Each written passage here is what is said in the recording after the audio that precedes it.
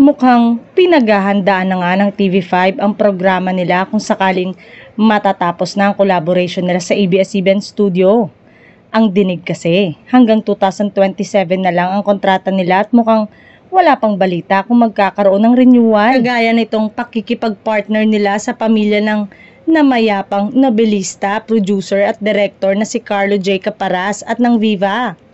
Malapit nang matapos ang Lumuhod Ka sa Lupa at kasado na ang ipapalit na obra uli ni Direk Carlo Caparas. At mukhang ginugroom naman nilang magiging hari ng primetime si Kiko Estrada. Kung may Coco Martin ang ABS-CBN at Ruru Madrid ng Lolong naman sa GMA7. Si Kiko naman ang pantapat ng TV5. Nag-overlap na nga ang taping ni Kiko sa Lumuhod Ka sa Lupa at ng Totoy Bato. Kinabahan lang ako doon sa dikit. Kailangan galingan yung lahat. It's a team effort.